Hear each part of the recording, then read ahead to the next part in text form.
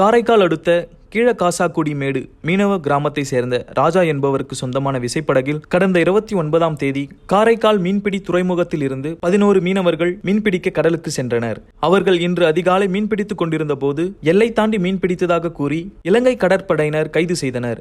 இந்த நிலையில் கைது செய்யப்பட்ட மீனவர்களை விடுவிக்க மத்திய மற்றும் மாநில அரசுகள் உடனடியாக நடவடிக்கை எடுக்க வேண்டும் என மீனவர்களின் உறவினர்கள் கண்ணீர் மல்க கோரிக்கை வைத்துள்ளனர்.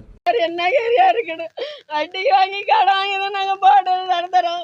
எதை தெரிஞ்ச வலை மாட்டின கிழிச்சதுனாலதான் வலை போய் மாட்டிக்கிச்சு. அதனால அவங்க மாட்டிட்டாங்க. அதையும் விட மாட்டேங்கிறாங்க. இப்படியே செஞ்சுட்டு நாங்கள் என்ன தொழில் எங்களுக்கு மீனவங்களுக்கு என்ன தொழில்? இதை தவிர வேற தொழிலே கிடையாது. இங்க போனா ஆந்திராவில் பிடிக்கிற, இங்க போனா நீங்க பிடிக்கிற, யாருக்கிட்ட நாங்க எங்க போறது சொல்லுங்க? அப்படினாலும் கடல்ல போய் எல்லாரும் உழுது செத்துறோன்னு சொல்லுங்க. நாங்க எல்லாரும் போய் விடுறோம். அதை தான் இப்ப செய்ய அந்த பிள்ளைங்களை 3 பேரை அழைச்சிட்டு போய், அந்த பிள்ளைங்க ஒண்ணுமே தெரியாது. காரைக்கால் எங்க இருக்கணும் இது வரைக்கும் தெரியாது. அதையும் அழைச்சிட்டு போய் நாங்க கடல்ல விழுந்து சாக போறோம் எல்லாரும். எங்களுக்கு ஒரு தீர்வு கிடைக்கணும்.